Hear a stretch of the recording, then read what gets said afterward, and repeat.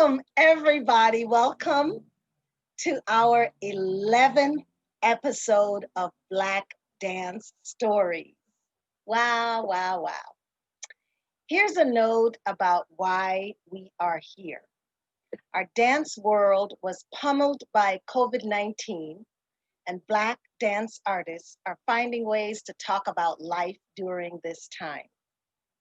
Our world was further turned upside down after horrible events ensued nationally and globally, bringing attention yet again,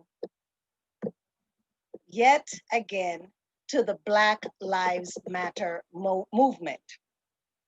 Black dance artists have not been quiet since. Black dance artists have been doing the work. Black dance artists continue to make work. And to stay involved, we hold these weekly impromptu discussions and tell stories.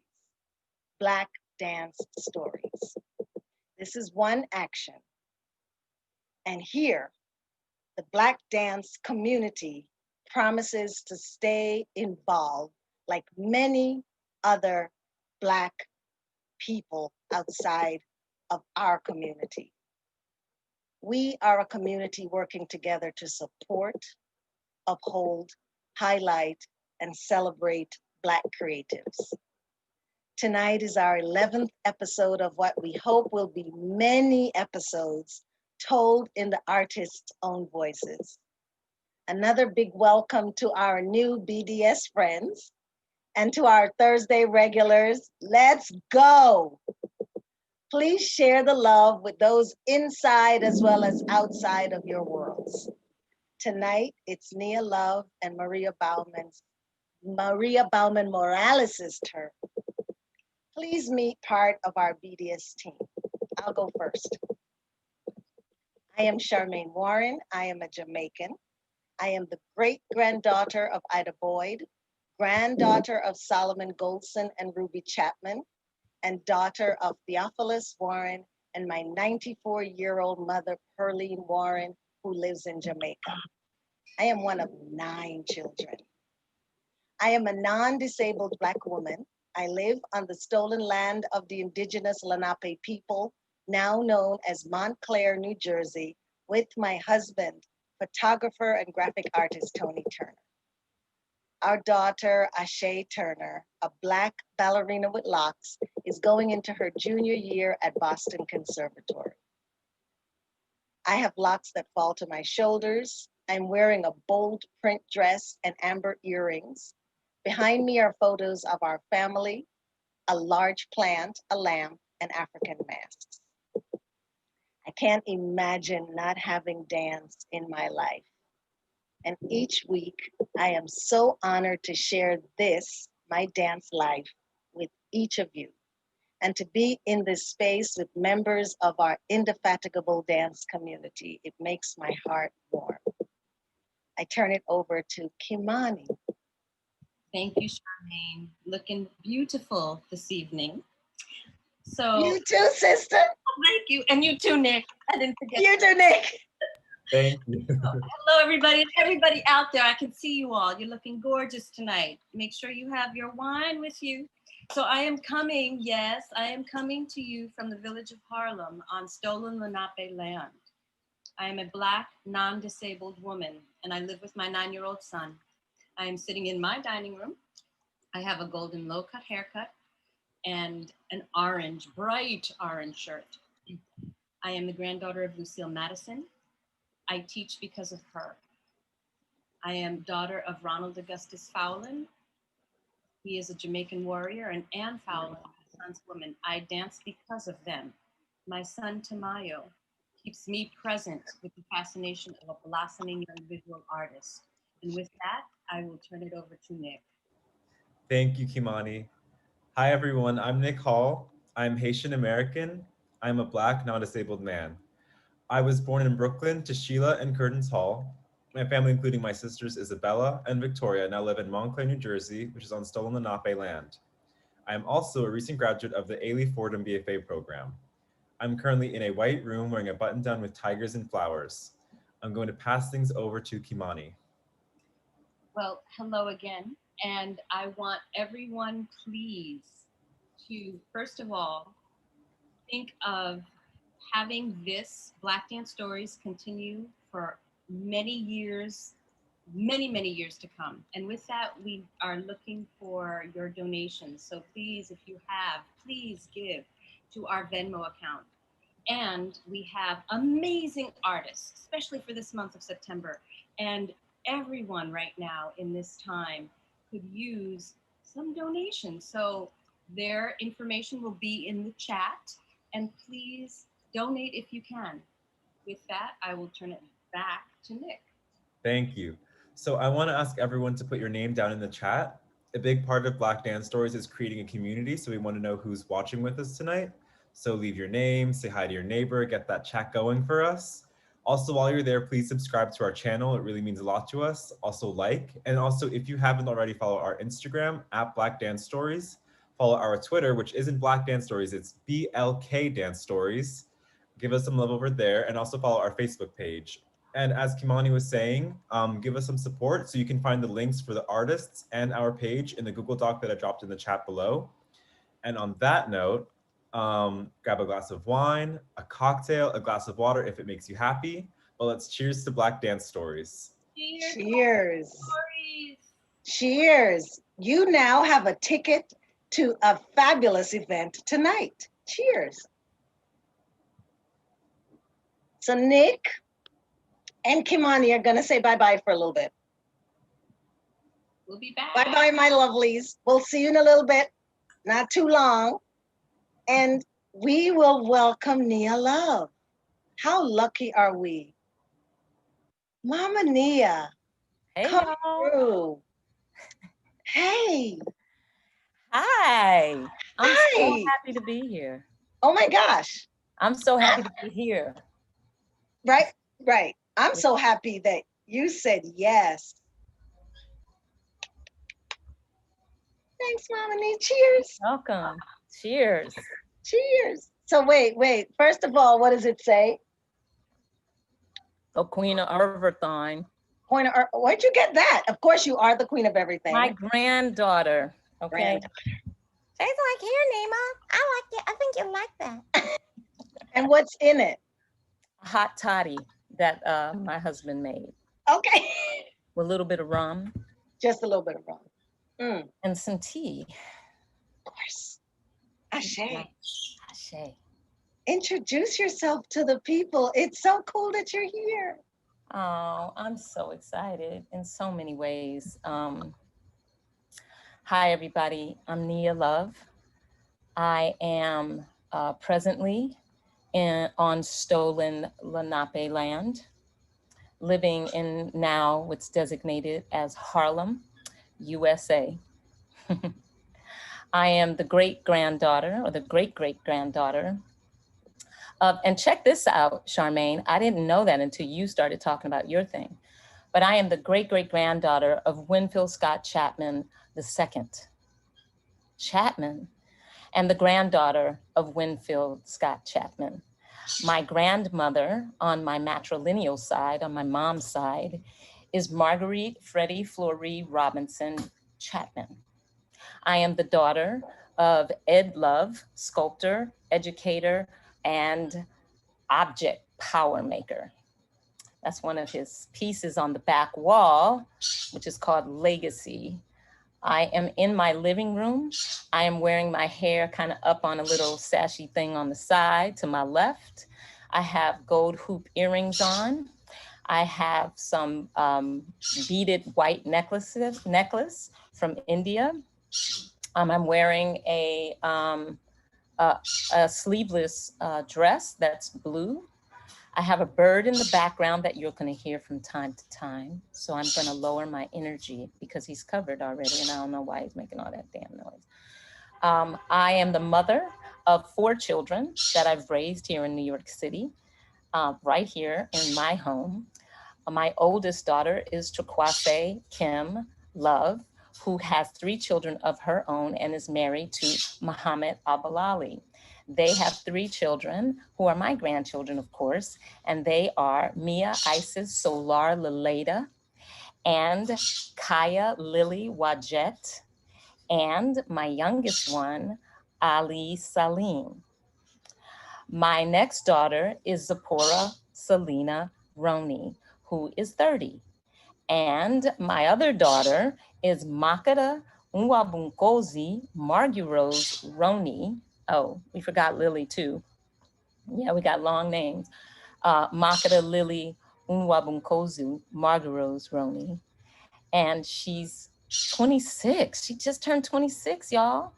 And my son, who was like, I'm closing the womb. This is it, done. 3 girls. Now you finished. Boom, boy. And that's Kojo Dankor Odu Melchizedek Roney. I think I finished that. That was a lot.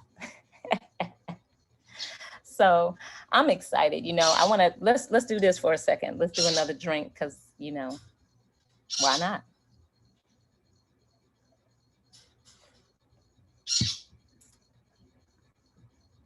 I was thinking about a lot of things that I wanted to share in ways that I think my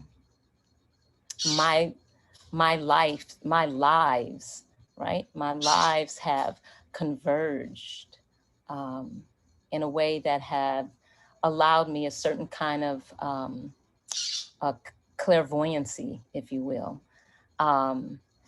And I wasn't exactly sure how to do that in this time.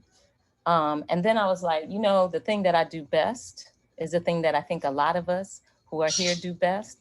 So I'm gonna just set this up just for a second, just like a little, you know, and bring in, I hope this is okay, but I'm gonna tilt my camera, right? And then, that's that bird making all that damn noise.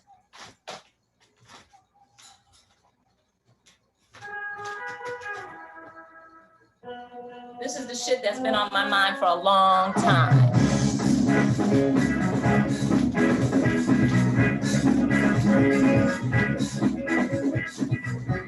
I wanna go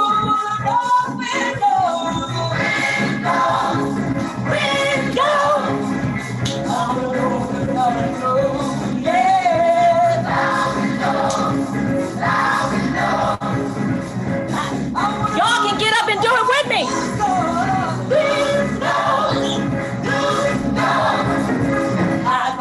High flying bird, fly.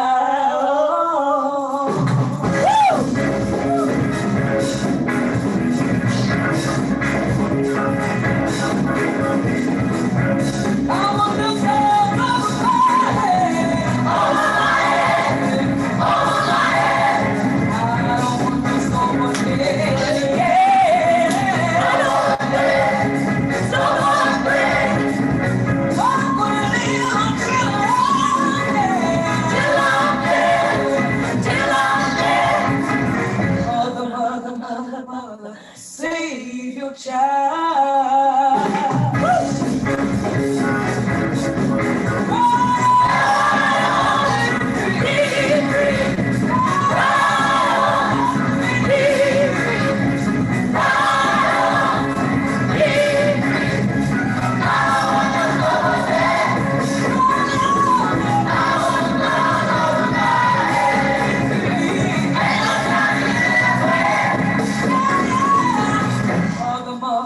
Mother, save your child.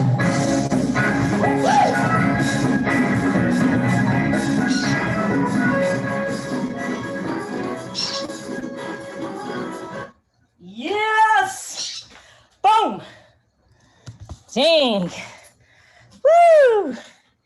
That's been on my mind, yo. Woo! I need a moment. Let's take another drink. Yeah. That's why I'm here, you know, do this thing that we nomenclature dance, right? But for me, right? For me, it's an access in past the grid of the matrix deep inside and outside of this vortex, place of sovereignty, place where I name myself, right? In a way that I can feel like connected, right? To those who look like me, those who operate in the space where there is real freedom. Yeah, deep down inside in the space that only dance can articulate in the visual connection. So I've been really thinking about that song and I'm like, damn, I'm gonna just have to like do a little jig or something, you know? I tend to get nervous. It's interesting because I had an interview to a job this right before COVID. And by the way, I got COVID and I lost some family.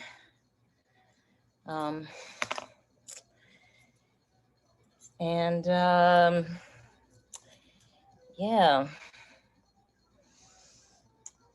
I had this interview and it was a Zoom interview and I was like, oh, I'm good, you know, because I'm thinking, well, I can talk about what I do because it's what I do, right? And then I got on that Zoom, yo, everything just went out the fucking window. That shit was like, I was literally like stumbling the whole way. I mean, and like clarity of questions, like, what courses do you teach? Why do you dance? How do you teach? You know, shit that I know how to roll up into. And it's like somebody just snatched all the words, you know? And I really haven't let that go because that position, you know, it was a cool position. It was like, oh, okay, like I can say in New York because my husband is a jazz musician. My son is a jazz drummer. I ain't trying to leave New York, but I'm like, yo, we gonna have to like tip up out of here, tippy paws up out of this because we can. But then it was another conversation. So I thought that this particular position was close enough where it was like, oh, this, you know, I've been commuting for 30 years, y'all. 30 years teaching, you know, institution after institution, partnership, you know, with all that kind of information that leaves you dauntedly, like sometimes energized and a lot of times empty. So anyway, so you know, make a long story short, I didn't get the gig. And then I was feeling like, oh, like embarrassed for the people who knew that I was applying for that position, who might've been on the panel, all that shit, you know, and I was like, Nia, you know, this is the matrix. And you know, you don't just operate there. But what you need to do is you need to copyright your shit. You need to redefine the notion of abolition in the work that you do outside of the institution, right? So, you know, kind of partnering with notions of that kind of idea of, you know, being a part of and not wanting to be, and then finding and figuring out new ways to be present in the presence, right? Yeah, I let that go a little bit, but I guess, you know, you can feel it, right? So I still must have it. But you know what? That's why I dance. That's why the abstraction comes inside of that space and levies me, right? Reminds me, like Toni Morrison, the remembering of the self, you know, beyond this notion of this self. You know, now I can download some real fucking information and I can delete that other shit, right? But deleting is not just as simple as a push of a button. You know what I mean? You get me? So it is the action of the delete. It is from the space of like, maybe, you know, the perspective that pushes you forward into the delete. So I'm trying to figure out that, working on that in as many ways as possible. Yeah. a little bit of information about me that you might not know, and maybe do. You know, it's really hard for me always to center myself in a conversation, really. But yeah, so I'm from Los Angeles, California, born and partially raised. My father and my mother moved to Sweden, where my father had a job in Uppsala in 1967. And we stayed in Sweden at the University of Uppsala for a year. And then my amazing fucking parents, my mother, Wineta Arlene Chapman Love, who's still in the body. Yo, me and her look exactly alike. And then I passed that gene down, you know, and we, you know, whatever. Mom, I love you. You know I do. And my father, like hitched up and shit in a VW Bug. And we went camping across Europe for the whole, like I don't even remember. I think it was like 4 months. I was in the back of the cubby hole in the back. I don't know if y'all know about like VW Volkswagen Bugs. They had that little cubby hole in the back. Well, I had everything back there. Baby dolls, paper dolls, crayons, coloring things, whatever I had, puzzles. I was cool in the back. So we were just riding. All I know is that I'd look up and I'd see that little camping icon sign, and we would then go out, pitch that tent. My mother would cook up some shit on that. You know, she had the whole, they had it. My brother, I have one sibling. His name is Edward Scott Love. I call him Bubby when I'm happy with him. When I'm not, I don't call him at all.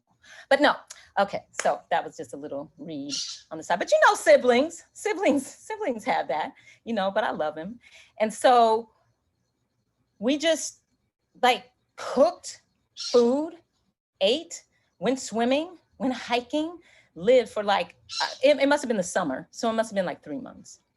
And then my father got a job at Howard University. Go Bison, hurt! And he created the sculpture department at Howard University in 1969. I ended up going to Audubon Junior High School in Los Angeles. My mother and father broke up when I was in 3rd grade, but they were always best friends. You know, they loved each other dearly. They met when they were in junior high school and shit. So they were lovers and still are. When my father passed away, the first dream my mother had was that they were dancing in the living room. He didn't have a shirt on, and she had him around her arms. And she said, I could just feel his skin. I was like, wow, Mom. And they had a challenged relationship, you know? And that was the dream that she had, like right after he passed. So, you know, they've been friends for a long time, loving that energy, living and loving. And so when they broke up, I ended up wanting to come to the closest place in New York City because I wanted to be and so I came to Washington, D.C., where he was at, studied at the Washington Ballet. The next year that I was there, Ballet Nacional de Cuba came there to perform at the Kennedy Center. And they had taken up residence at Washington Ballet, where they would have their rehearsals and teach workshops and classes. Well, anyway, one day with Chu Sang-gu, who was teaching one of the classes that I was in, we had like 3 levels. I think I was in the 2nd level. There was level 3, level 2, and level 1. I was the only Black student up in there out of like, I don't know, 300 students, whatever. I was a release student, which meant that I went to school for the beginning of the morning to 12 o'clock. And then I would go to dance from 1 to 5. So, and that was every day. So anyway, one day, Chu Sang-gu was teaching a class, and who walks in the class?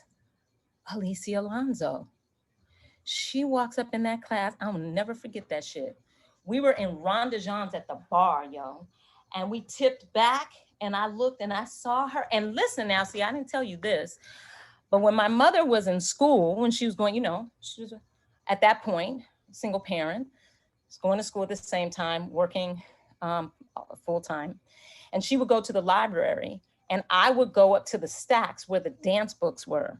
And I would just go through all the dance books. I'd just pull them all down on the floor, and I'd be all on the floor. This is elementary school, right? Just all on the floor. And I wouldn't be reading any of the shit. I was looking at all kind of pictures. So when she walked in that door, I remember that face from then. I was like, yo, even though I knew that they were there, but I had not seen her. So I was like, oh, wow, Alicia Alonso, I know Alicia. Wow. Okay, I kid you not. After class was over, because you know I worked my shit, right? I was like, well, okay, I didn't do all of that for nothing, right? Alicia Alonso called her interpreter over. She asked me to come over and she said, would you like to come and study in Cuba? And I was like, anyway, so I went to study in Cuba. I was in Cuba for several years and then came back, finished my high school year, went to Duke Ellington School of the Fine Arts. That's right, you heard it from me, Duke Ellington. My father helped to found that school as well. Graduated from Duke Ellington and went to Howard University for undergraduate, went to Florida State for graduate. And you know, the rest is kind of history, living in New York City for the past 30 years. And then I met Marlise Yearby and Charmaine and BB Miller. What? And Ulysses Dove. What? Halifu, if she's in the house, I hope she is. Halifu Osumar was the founder of Black choreographers moving towards the 21st century. That's right, sisters. Ulysses Dove, Dayton contemporary. BB Miller and company. Donald McKell was on that tour. Joanne Highgood, yay.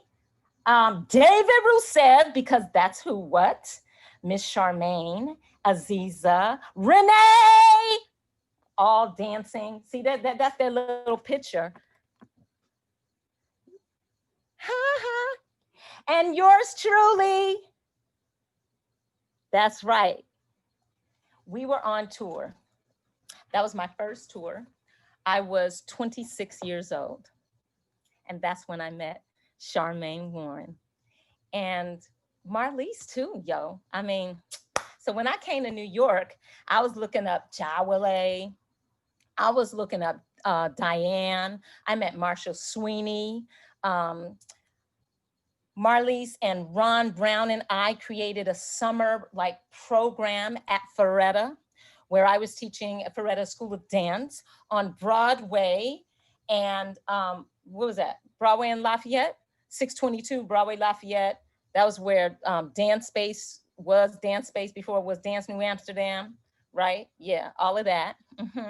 Was teaching there and doing that, then went off to Bates and then started like, you know, having all these other kinds of deeper conversations about artistship and productivity, about the art. Not so much practice. I don't think like notions of practice inside of the art was, you know, it couldn't necessarily push it the way that you push it, at least in the rubric of the institution. I'm talking like 25 years ago, 30 years ago. Yeah. So, wow, that kind of is in a nutshell, some stuff that, yeah, that I've been a part of. I don't know how much time I got. Charmaine, how much time I got? You're good. What about now? Wait, I got a drink too. What about now? Well, like I told y'all, you know, I get very nervous. What you doing now? What you doing now? Post-COVID and in the house and.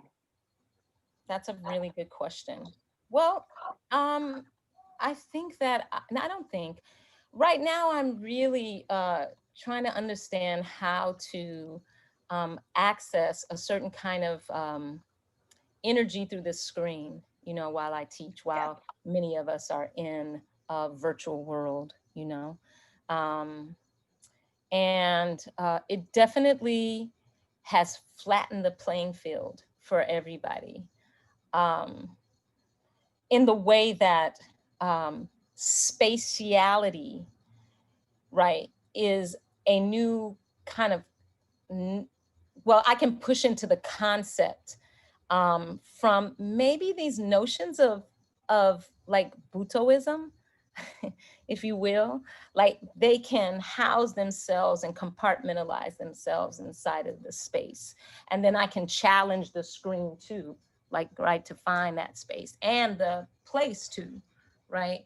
So that's right down my alley, because I kind of work in nature, work in architecture, work alongside of museum installations. So I'm just also trying to really figure that out, like figure out, how to play in a really small space, and then how to conjure in a small space.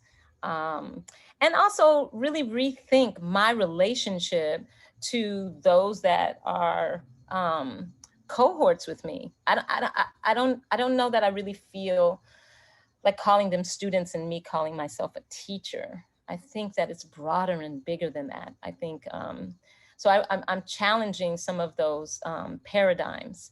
I'm sure everybody is. I'm just telling you kind of where I am. So G1 hosts Lost at Sea, which is my latest project, which is looking at embodiment inside of the blood and space in the body from the transatlantic trade and all that energy that moves out into the ecology. So I've been like videotaping myself in showers, bathtubs. I have a GoPro, so I've been using it in all these like different kinds of ways. Also finding bodies of water or creeks, lakes, ocean, because I'm an ocean goer. I am, Yemaya for sure, and Olakun, but I don't always get to go deep like that. So I got my well, you might know, but I'll just say it anyway for those that don't. I got my deep sea diving license a couple of years ago because I wanted to investigate this transatlantic happening from below the water. And so now I'm a part of the Black Divers Association. Hey! So happy to be a part of these Black women and Black men who are doing like amazing, incredible job. So I just received a map and was gonna go to the Cotilda in Alabama, in Mobile, Alabama, to do some work there.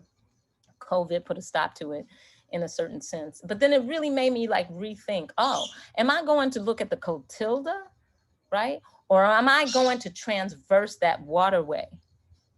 Then my other side, because you got all these sides, right? Said, well, I don't think you're going for the Cotilda, sister. I think you want to know like that waterway, like where at the bank did that ocean let off into the Mobile River?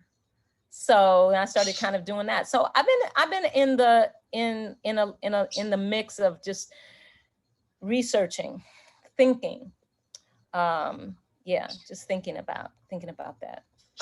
Yeah. Yeah. I'm here again. I'm here again. Wow.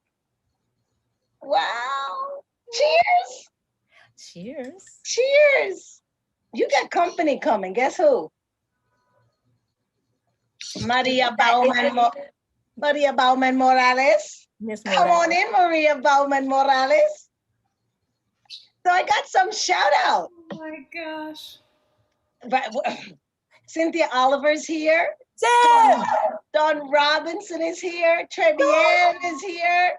Yotande, Jasmine Hearn, Kate Mattingly, Carol Dilly, Ann Davidson. Onye's here. Onye, that's my sister from another mother. I know. Karen Love is here. Angie Pittman. Oh. Shannon is here. Maxine Montelis. Samantha Spears. Jamal Barnes. Zane Booker. Jane Bowie. Jana Feynman. Rhonda Haynes. Rhonda. That's my other sister from another mother. I know. Well, guess what time it is? Your time. And I had to stop them, folks. I had to stop them from going deep into this, what's coming up now. Okay. Have at it. Oh my gosh. Mama Nia, I want to say cheers to you. Cheers. Mama Charmaine, cheers to both of you. But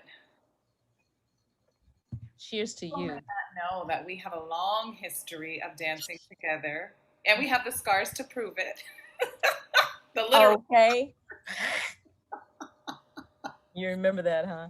So, one of the things that I was told not to get too deep into, because Mama Charmaine said, save it, is I love hearing that Dawn is here because That's my girl. I think of you as formative on my dance journey.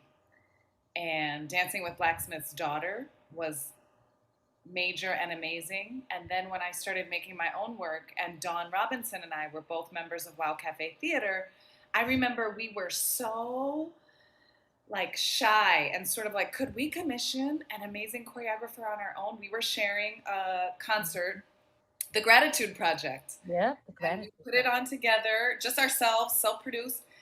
And we invited you and asked if you would create a duet for us. And you did it. And I'll just never forget the intimacy. I'll never forget Dawn being in like a downward facing dog, like pyramid shape, and me being on top of her and sliding down. And you had coaxed us to do that. And I just wonder if you wouldn't mind talking about intimacy, because I feel like people that I have danced with, I know their bodies better in many cases than I know the body of a lover. And when I see you, Nia, in person, like when I saw G1 host, and we just always, you know, you had your legs around my waist. There's just a way that I feel like no matter how long, I know you. I know your body. I know the weight of you. So I just wondered, would you be down to talk a little bit about intimacy? Oh, wow. Yeah. Intimacy. Whew.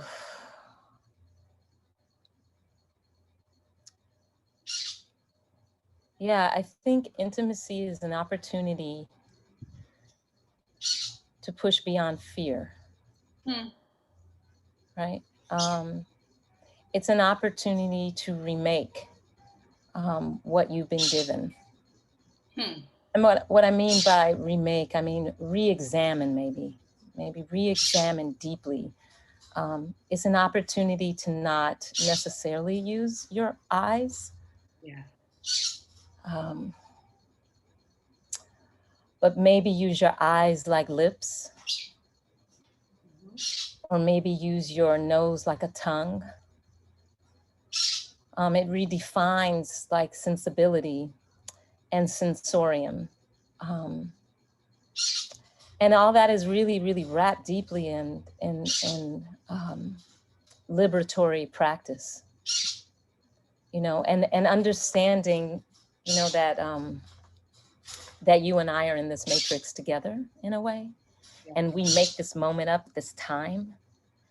And so we're not here accidentally. Like all of us who are here right here at the same time, on the same planet, in this solar system, in this galaxy, experiencing each other. And for me, that feels like really deeply beyond intimate. Yeah. On purpose. Purpose, Nia. Yeah. Ooh. Yeah. Wow. Thank you for that question. I just love you. I love you, and I love you in a visceral way, a physical. I swear to you, every time I see you, I feel myself scaling up your hips, your back, your shoulders. I hear Arundhati Roy, and I feel myself trying to get higher, higher, higher, and just reach. Do you know what I mean? It's a physical. Yeah. It's not just a theoretical. And I appreciate what you were saying about liberatory, because there's a way that we have given each other access to ourselves, to our thoughts. I mean, dancing in your company, I gave you access to my intellect, to my body, to my heart space. I trusted you, and I still do, to say, Maria, here's some things to consider, or I see this in you. What if you go towards it? And that didn't have anything to do with ownership.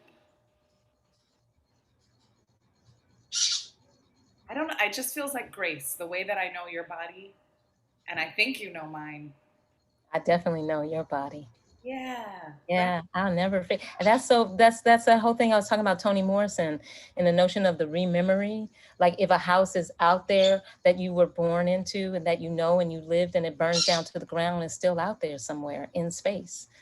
Like it is still living. You still have all the senses of the space. You know the smell, you know the feeling, you know the people, you can see their faces, you can see the furniture, you can see the carpet, you can see the floor, you know, and I can see all your whole body, you know, and everyone that I feel like I work, you and I worked very intimately together though, doing Laura Nelson solo. That's Laura right. Nelson was one of the sisters that was My knee going up with my boot on. That's what I that choreography, just like you said, it exists. It's there, like it's in. Yeah. And you made it visible because it was just deep inside in a space. I think Aisha Jones did the first iteration Yes. of that. And then you were the second person. And it was amazing to see like this woman who was lynched in 1911 live through both of your spirits in that way so fucking intimately. I was just a vessel. I did the research and then we kind of talked about it and worked through the processes of it, which was no easy like walk in the park. No. So I appreciate that you remembered that and that ties us together forever. Thank you. Thank you. Yeah.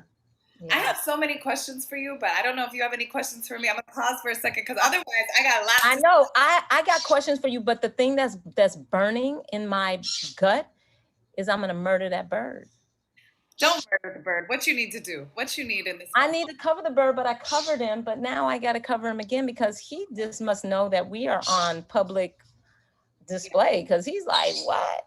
I know. So it's okay. That bird. I just don't want. I don't want it to be an issue. So I'm just feeling a little bit like distracted. Yeah. So I apologize for that, everybody. But I want to ask you, since the time that you started working on your own, I think I know that you were always working with your work in UBW, which is the power of UBW, right? And the notion that each voice is a voice, a collective voice, and an independent voice as well. Yeah. And I wanted to ask you, like, what were some of the ways that you garnered your choreographic processes from then and where you are now? I know that's a really broad question, but maybe you can like identify like some pit stops along the way that allowed you to really glean clearly your own voice again. Mm-hmm. Mm-hmm. Yeah.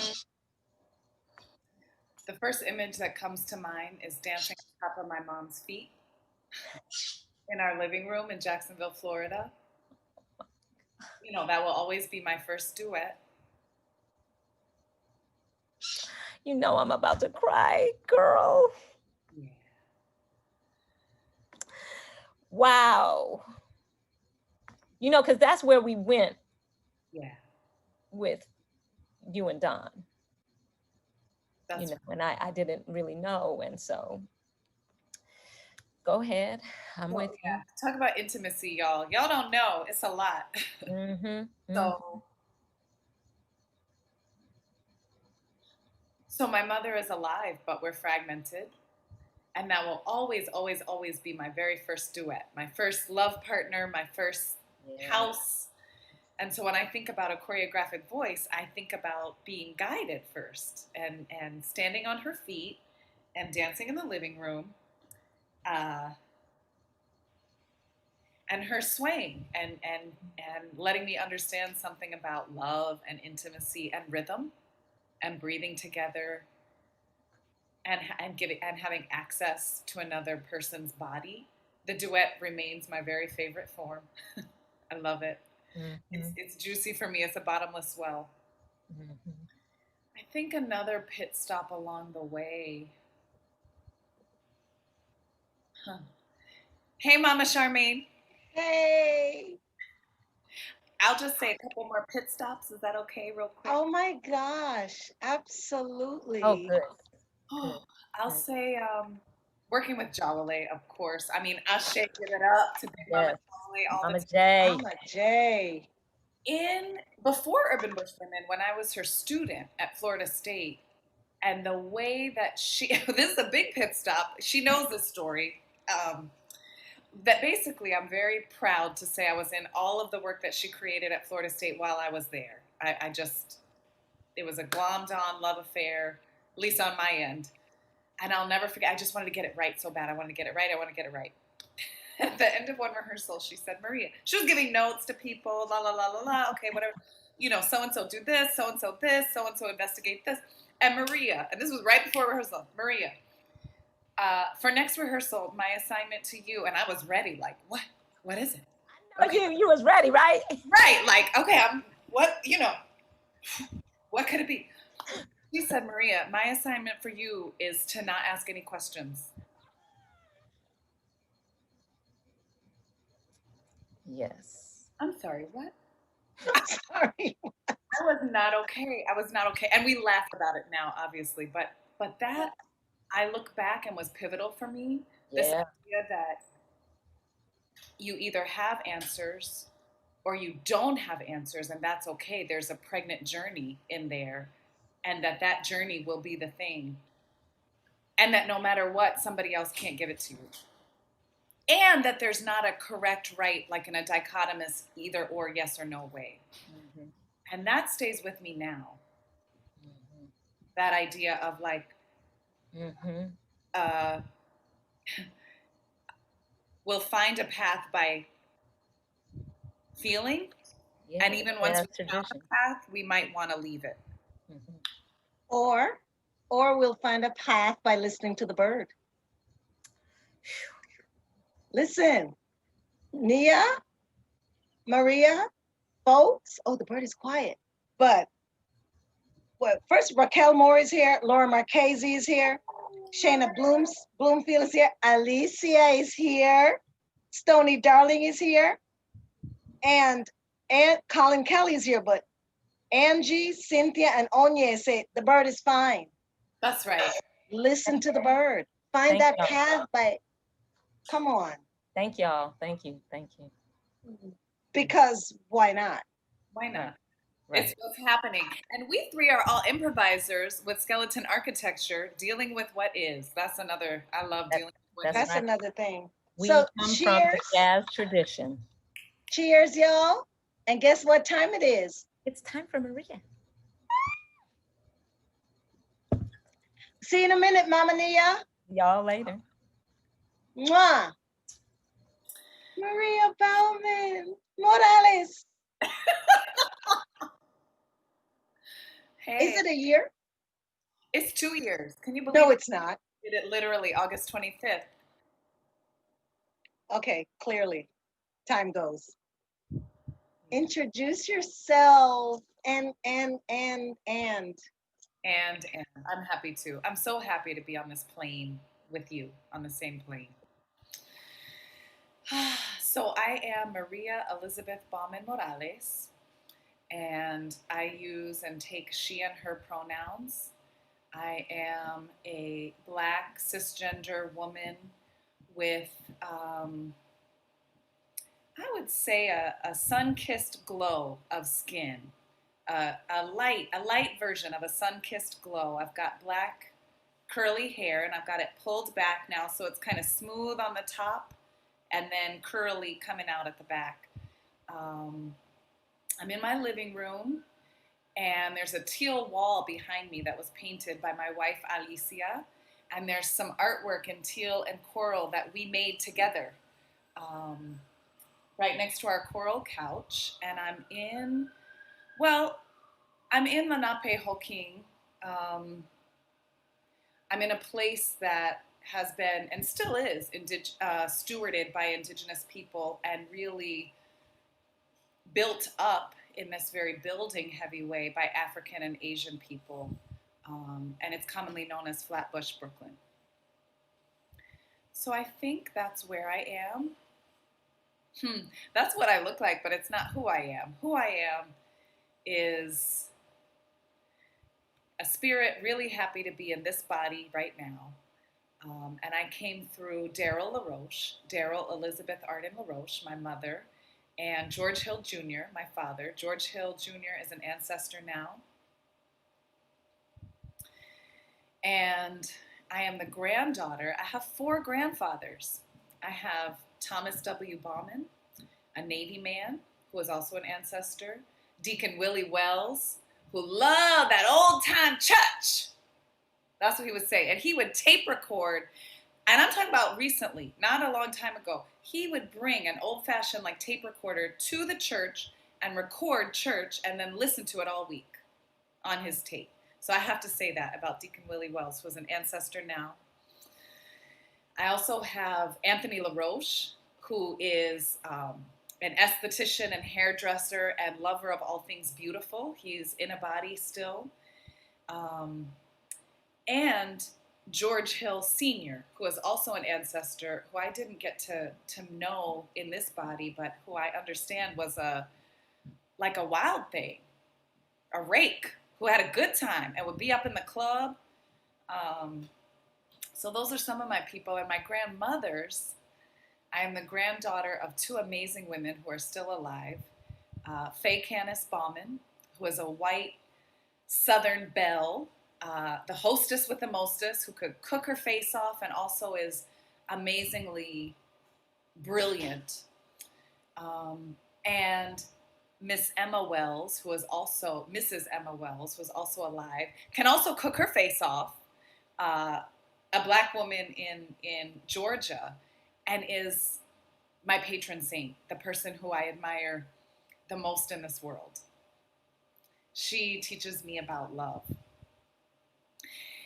And I love that you ask who our people are. For anyone who saw or experienced my work Resource, you know this has been, that's the work actually, is to map out who am I, who are we, particularly as a microcosm for race relations in this country, and to not boil it down to make it easy, but to let it take time to digest and let it be what it actually is. So I'll go back a little further and say that Faye Bauman, my white grandmother, her parents are Ruth Canis and Joseph Canis. Joseph Canis is an ancestor and was Portuguese from Portugal and is the person who left Portugal. He left his mother, Maria Ascension, who I'm named for, and said, I'm going to the New World. And so he came here not speaking the language and quickly assimilated and married into whiteness, and was a carpenter and also brilliant and a fiery man. So that's part of that legacy. And then on my other side, on my dad's side, my grandmother's parents are Marcus Lane and Miss Lily Watkins. I want to get that right. Her name is not, no. Marcus Lane had a sister, Lily. His wife was Lucy Watkins. That's my great grandmother, who I did not know them. And they were sharecroppers in Statesboro, Georgia, in Bullock County on the Lint, the plantation of Mr. Lint. So those are my people. Those are some of my people. And I'm interested in Nia talking about dreams. I'll just name one ancestor who just came to me. I don't know her name, but she has come to me in a dream. And she wears a white garment. She's a Black woman who's small, and she has a lace collar. And she has a tattoo on the inside of her mouth. And it's of a village with many colors. And I always take that to mean she speaks the world, that she can speak to anybody and everybody. And she has multiple hearts. And she comes to check on me in my dream to see how many hearts I have. Have I uncovered all of my hearts yet? And I tell her, I don't think I've uncovered all of them, but this is how many I have so far. So I say thank you and ashe to my beautiful angel guide, whose name I don't know, but who is clearly my ancestor. So that's whose I be and who I be.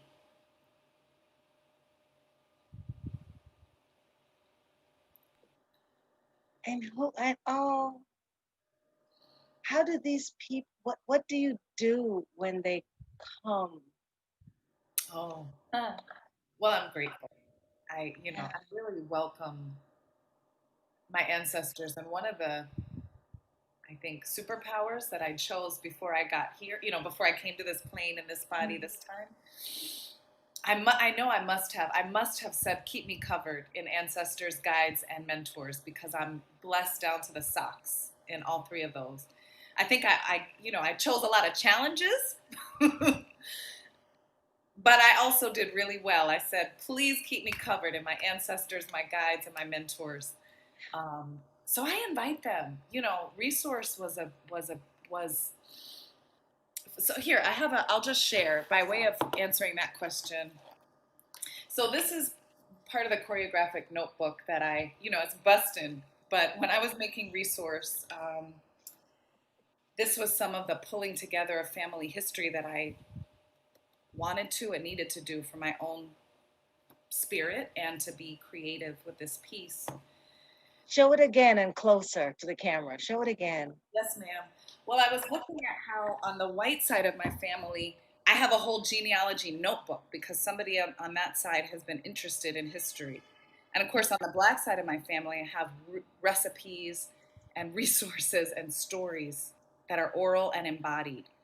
And I really wanted to write down people's names. So it became about me taking trips and asking my grandma and writing notes and saying, well, who is that person? Um,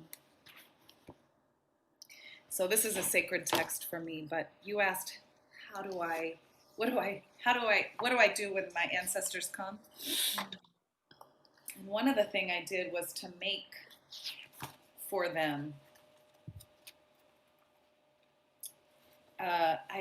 I made an installation. I made a map that was positive and negative space and had portals that they could come in, because a big part of my practice for life, including art, is to invite them. So this is just some research that I did about ways to kind of I wanted to make a 3D map of a family tree. And so I ended up doing that. And what's funny is I kept trying to hire and commission and whatever kind of fancy word you use for it, but I kept trying to get some collaborating artist to do it. I was like, I'm going to dance through it and I'm going to speak and etc. And it's so funny, it just wouldn't work. Like it wouldn't work. And I finally realized, oh, it's my work to do, even though I don't consider myself a visual artist. So that was part of my inviting them, was with this yarn. I would just say, oh, here's my daddy's section, or I'll choose this color for, Joseph Canis, or it's so funny how I block his name out, but he's coming. There's a white man who's part of my lineage who was a huge proponent of slavery. He was a politician. He had great power. He actually voted to secede from the Union when slavery was about, oh, what's his name? I know his name. Melanie's going to kill me. Melanie George, the dramaturg. She would say, you got to talk to that man. I kept trying to block him out. I don't want to talk to him. But that was the piece, right? Is to not make it palatable, but to deal with what is. So I can't go on till I find his name.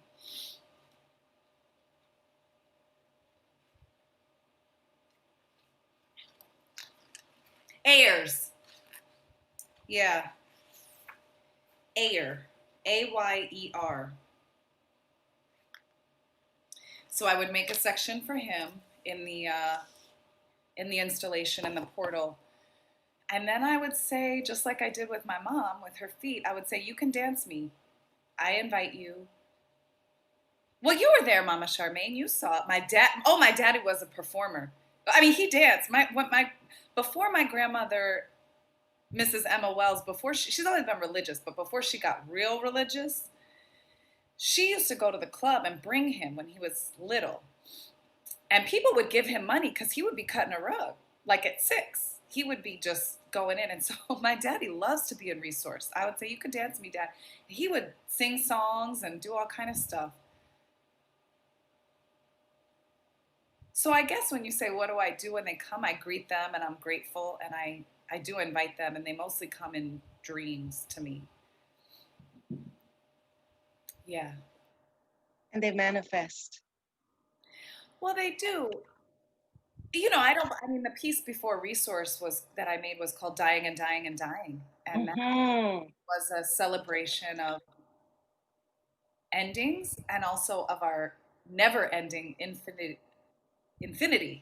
our ancestors. And I feel so honored because through that piece, I got to know Valerie Eiffel's ancestors. These are the performance collaborators. I got to know Courtney Cook's ancestors. I got to know Kingsley Ebeniche's ancestors and Sandshell, and just so many different people. Audrey Hale's ancestors, and I mean, I could name these ancestors, and so we know this, right? We know that energy is neither created nor destroyed. It just Mhm.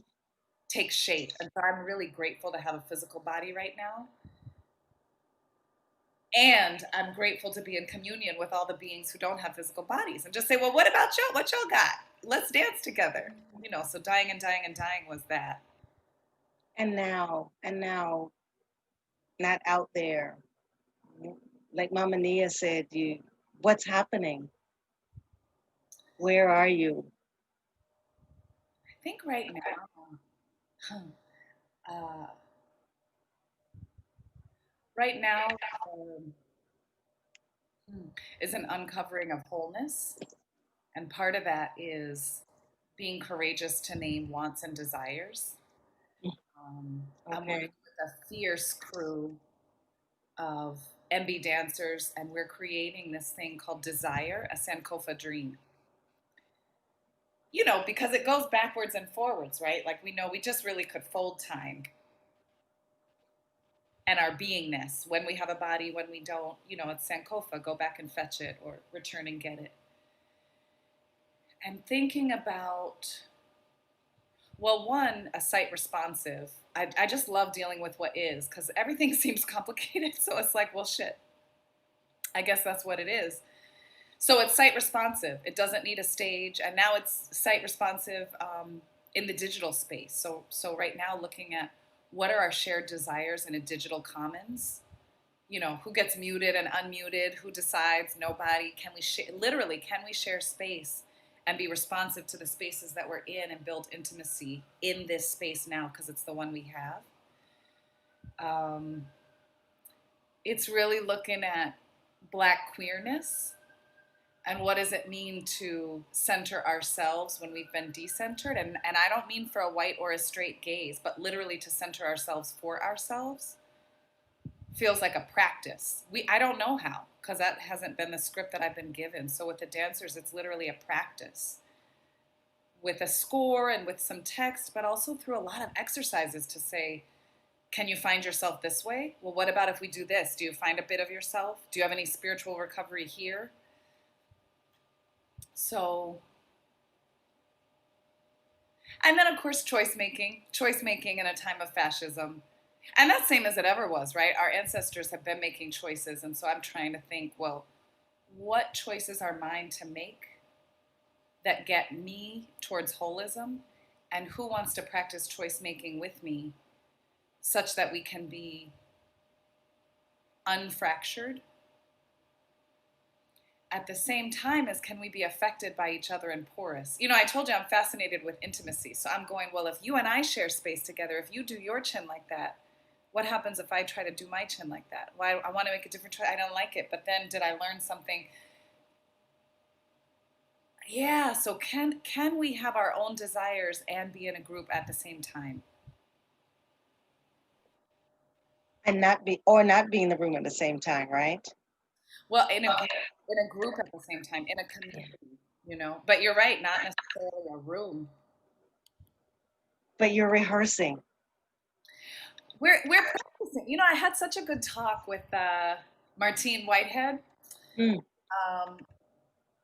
They invited me to be a part of a panel discussion that they were having about, it was during this pandemic, and the question was, what are we rehearsing for? Those of us who are still making work.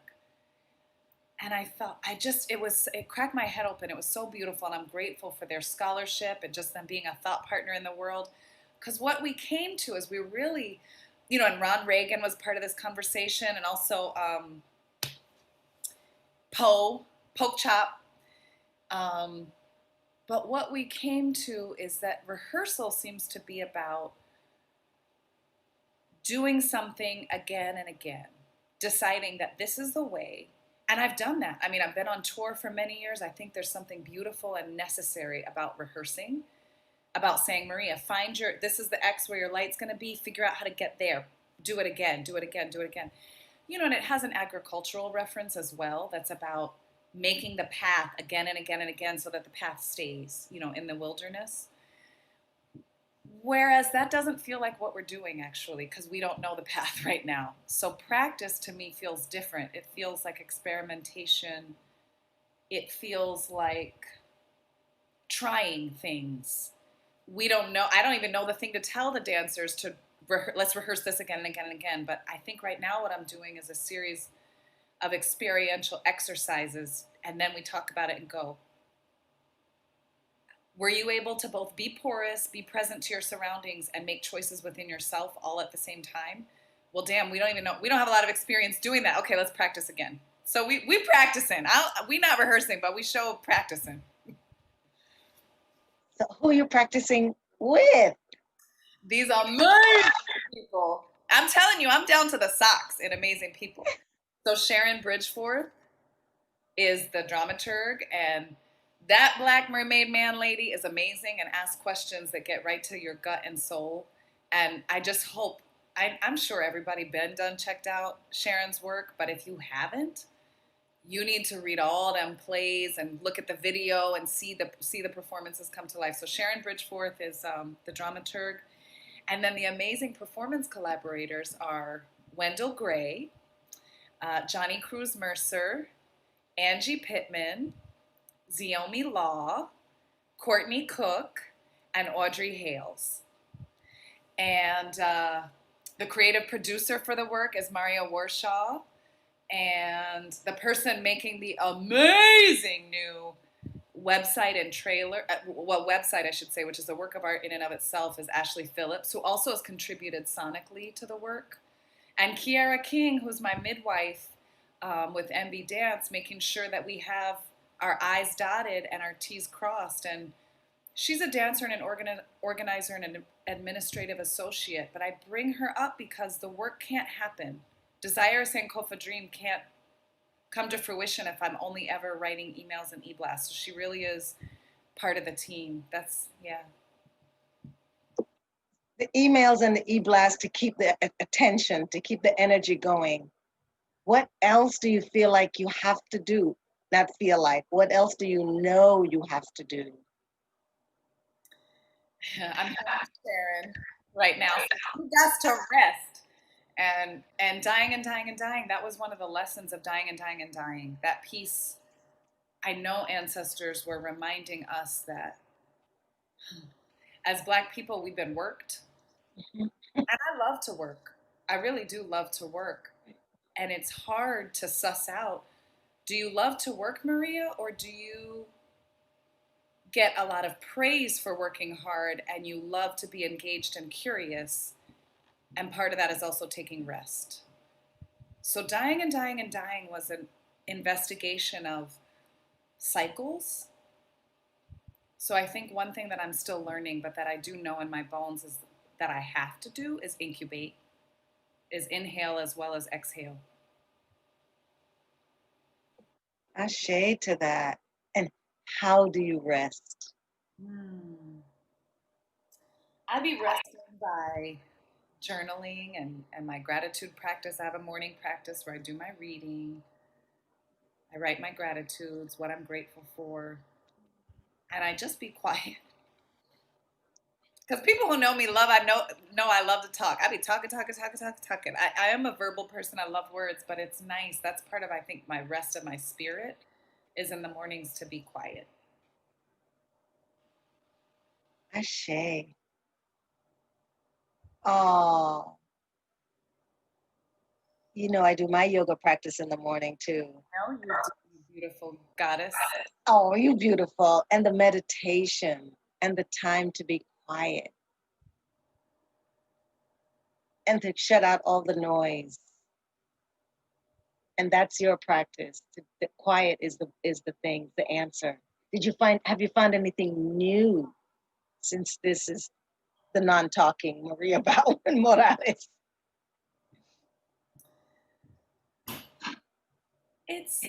I don't know if it's new, but it continues to speak with me, which is to dance outdoors and anywhere. I have, like we all do, so much experience dancing on stage, and I do think that is sacred. I don't say that to eschew dancing on stages, but I'll tell you, my listening is heightened in dancing with this couch as a duet partner, in dancing with a bed of rocks, in dancing in a tributary, which I just got to do at Mount Tremper. Yeah, my little baby spirit inside just says, your dancing is not only performative and it's not in a box.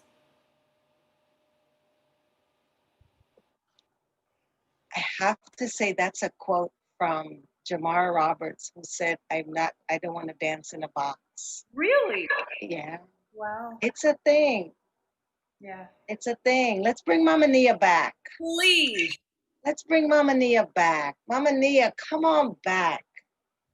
And as Mama Nia's coming back, Renee Redding Jones is here, Mama Nia. Renee. Amy Casello is here. Oh. And Brianna Heath is here. And Maria, Wendell Gray, and Val Efil is here. See? Yay! Sacred community, boy. Cheers. Cheers. Cheers, cheers, cheers. So, talk amongst yourself for a second as I dive into the chat to try to read some of the statements and or some questions. All right. But I wanted to say, this is my journal, like your journal, where the spine is all shifted, but it's definitely a sacred text in a lot of ways. Text, right? But yeah, so I wanted to just share that too. Oh, well, what do you want to talk about, Mama? You know, I think the thing that was really interesting that you were talking about is the way that you partner with outside space or spaces that are off the stage. And as you said, not to eschew the dancing kind of stage itself, but also to break into a conversation about like space between the viewer and the viewed, right? And I think that's really super on top for me. It has been for years, actually. Well, can you talk about that, Nia? Because I mean, I've danced on stages in your work. Right. On stages. I've also seen you in the street. Right. Outside of Mokata. I've seen you, as we saw tonight, I've seen you kind of come into it in a meeting and start dancing. So will you talk a little bit about that for you, the relationship between spirit and space and the dancing performance? and I just want to add that in the dance. Well, say that again, Nia. I interrupted. Sorry. No. I was just trying to collect. I know. I'm always trying to collect because these questions are really super intense. I just feel like because I love you and I feel intimate with you and I want to know all about you. But I had just said like three. And I'm gonna be honest with you, and I was just listening. You know, here we go. The viewed, the viewing, the different positionality of the happening. And I was watching you and Charmaine, and I was also really very fixated on the way that you take your time to really, yeah, to listen to yourself. And I also feel like the work that I've done, I guess, in the 40 years of my experience as a performer has always really not been about, I mean, it has been about performing, but it really was about sharing a space in a collection of people. Onye Ozuzu, myself, Daryl Jones, and Elka Reinflesch, who was like, and also Travian Pollard too. Travian Pollard was a part of that first kind of like group of dancers together, along with my father, where we created an installation called Equinox. We did it in Georgia, in Atlanta, for the Black Atlanta Dance Festival, I think it was called. And it was really about a happening. It was really about like, how do we work and cycle through right now this ability to pull in energy and information that we don't know any, that we know, like we can partner with a structure that my father created, right? But that we didn't really, I'll speak for myself as the kind of like director, choreographer, or whatever that meant, because I never really understood, like there were, everybody was kind of accessing their own power. And it was, yeah, I want to add to this power thing that you're saying. And you say you don't really know, but the chat went wild when you started dancing, and Maria is intimating this, because Cynthia Oliver, Zane says, live, mother. Cynthia says, bringing the spirits in. But that's what you're intimating, right, Maria? Bringing the spirit in. Of course, Dawn Robinson goes, yes. And Onya goes, Ashe-o. But that's what, I know that's what Maria is intimating. When that happens and we're lost in your bringing in the spirit. Dawn says, that's deep, Nia. That's deep. I don't know, the deepness is just about being ready. I feel like, abundance is for all of us. Mm-hmm. And that when abundance and spirit come, like you were talking about your dream and your ancestral grandmother or great-great-grandmother in the line of that greatness, that you have to access that, like then, now, and in front of you or behind you, right? Because the present is really behind you, you can't see it yet in that way, right? But there's something so powerful in the making of a thing, right? And that's what we do, this ephemerality of movement that's hard to catch. And, so we end up really like intellectualizing the intuitive.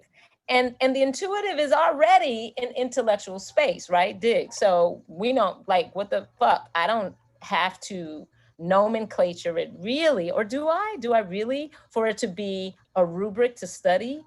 And so I grapple a lot with that, in the work, in the dream work, in the rest that's radical. Wow, I hear you so much, Maria, like listening, like when I got COVID, the day that I was able to get up, and I had this fever for 2 weeks. When I was able to stand on my feet, I took a shower and I closed my eyes, and I remember the shower just running down, and spirit said like this. And it was so simple that it was almost like, was that me? Right? Spirit was like, you know what? You got to be honest and truthful with yourself. You have to step in. And by stepping in and being honest and truthful with yourself means that you're not really interested in how you appear to be for others. I mean, you love, like, we're generous. I think human beings are all generous, right? And Cynthia just said that too. Such generosity. And then for you, Cynthia, again, said, what a beautiful image. So the image of you, Nia, earlier when you said you're in these showers and you're taking water, but Cynthia asked how many hearts you have, Maria. Mm. I don't know if that's a question or just a statement, but that image was deep, right, Nia? Yeah. That image was. Yeah, and hearts are like deeply a part of an organ, a pulsating organ with rhythm and sound and pulsation. And Yeah. Where did you go, Maria? Where did you go? I closed my eyes. I saw you. So I love her. I'll say I just am so grateful to her. I didn't tell you, but she has an eye here also. And here's the thing, she's so loving. I remember in the dream feeling like, oh, I've uncovered 3 or 4 hearts. And I remember having the idea that maybe we could have like 7 or 8. And honestly, probably more, but that's as much as I could understand at the time. And I just, what I was left with was her, speaking of generosity, feeling like, okay, good job. Like it was just checking. There was no judgment and there was no rush. There wasn't a feeling of like, oh, well, here's how you get this is what you do. It was just like, okay, just checking in. Great. And then bye. Yeah. And I'm grateful. I just want to speak to this idea, Nia, of spirit and intellectualizing, because that's capitalism. For me, I was thinking in my own Absolutely. head. Absolutely. I have been trained highly in the intellect, as we all have, but I feel like there's a certain way that I did get through, like go through school in that kind of like heady intellectual way. And Marjani jokingly, and I hate it, but it's okay because she's my sister. She's my little sister, so that's what sisters do. Calls me Dr. Bauman because that intellectual part. And at the same What did she call you? Dr. Bauman. Oh. Don't call me that, please. But my point is just that people who know and love me know that part. But I will also say I fully agree and here with you, Nia. It is always a translation. It is always our best translation, because the creative and spirit, at least the way I experience it, is already fully formed. There's nothing else to say about it. And to be really honest, I've had horrible luck, writing about my own work, getting any kind of national funding, blah, blah, blah, with as much like verbal, and the way that I can write about other people's work. When I was younger and touring, I would write grant proposals for different orgs and be very successful for them. And I have been almost zero successful for myself. And I think part of that is that, like you say, Nia, I think there's something, I'm at a loss. It feels so fully formed. It's like, what to say? We're going to talk to our ancestors and do what they tell us to do. You know what I mean? Like, of course I write more words, but it's like, this will always be a filler for something that already has its own logic. I don't know. It just felt related to something you were saying. Yeah, I think also thinking about what's also fully formed in a way that you don't know that formation. That's really super important, that I think leaning in to do your own work and to talk about your own work.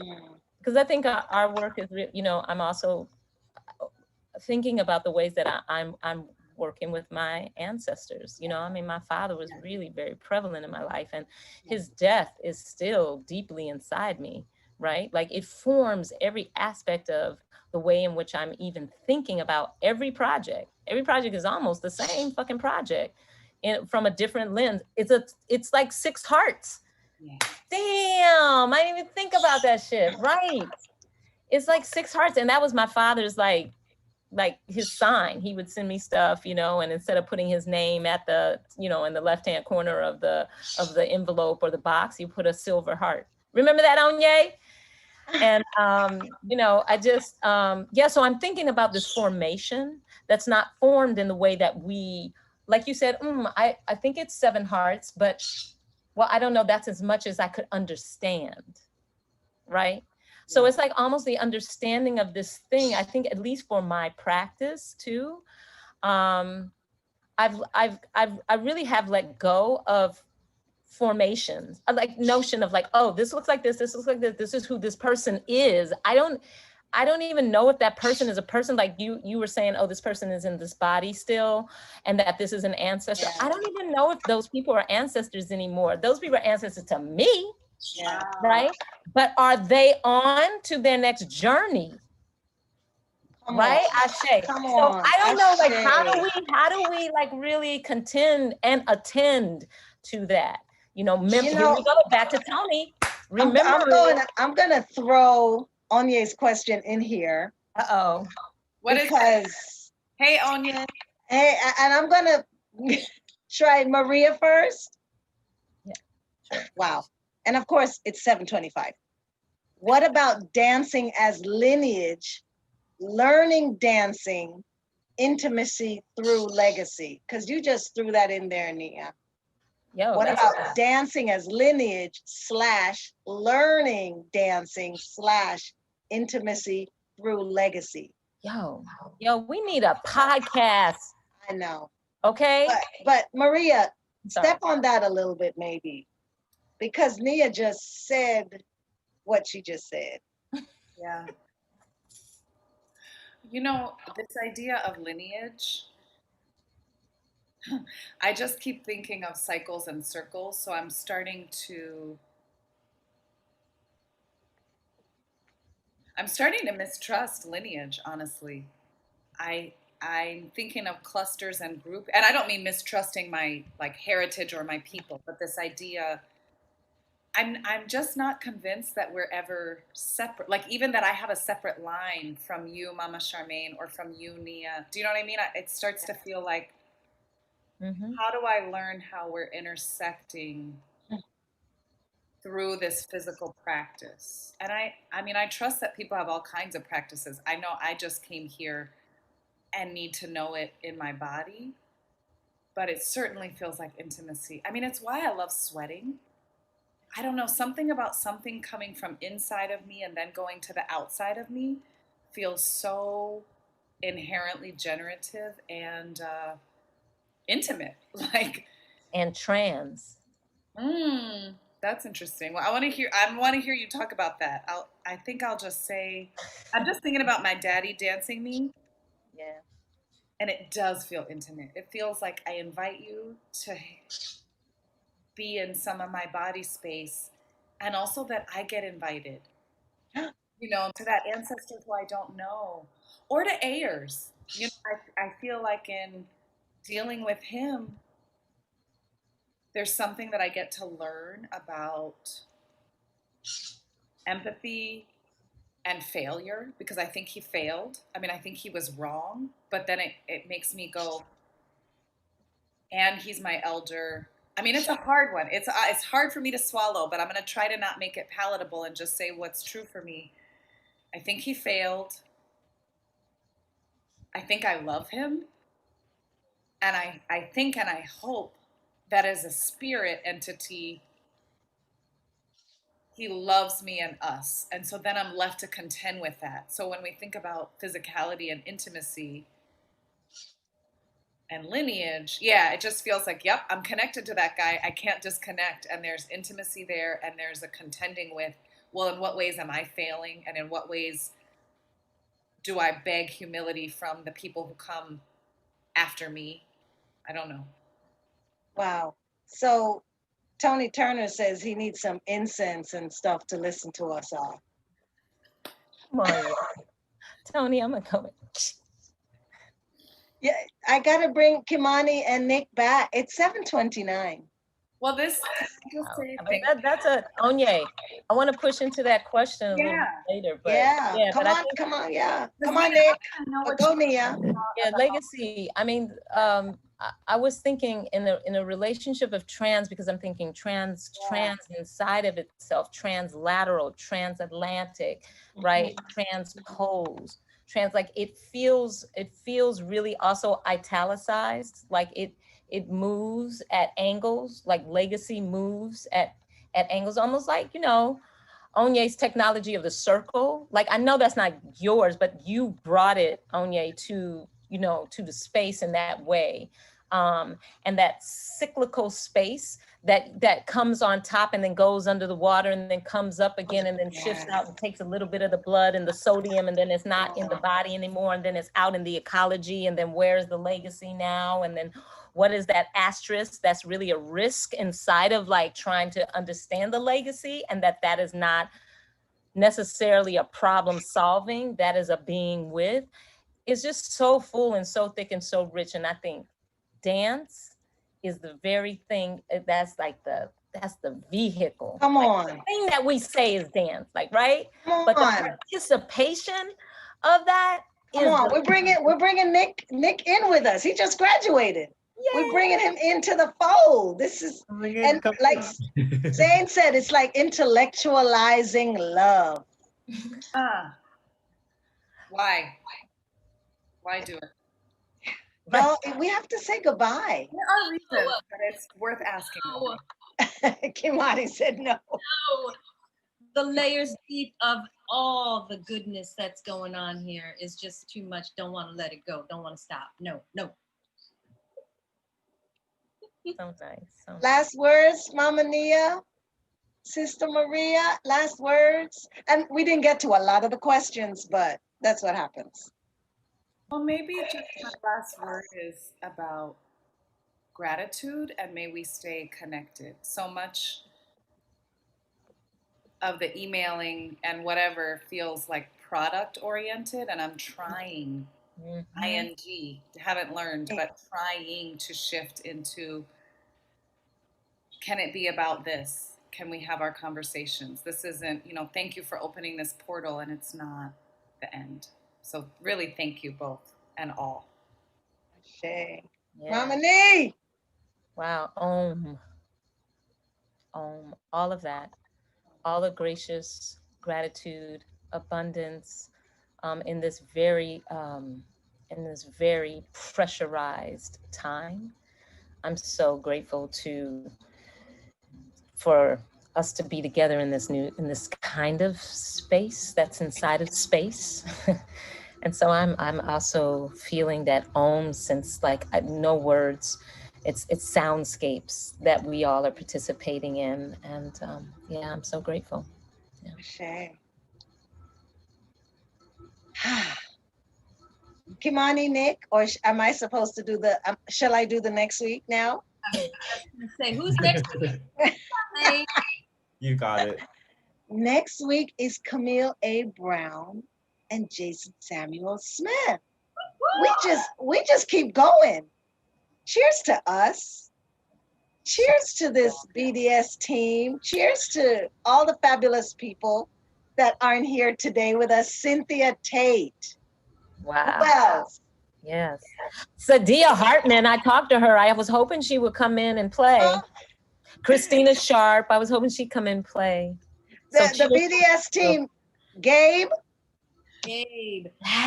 yes. Gabe, then a Gabe. The BDS team, Tony Turner. The BDS team, who am I forgetting? Caitlin Chandler. We thank you for Charmaine Warren, come on with it. Charmaine, Mama C. Oh, I love y'all. I love that you say yes, and I love that we do this. Bring ourselves together. Cheers. Cheers.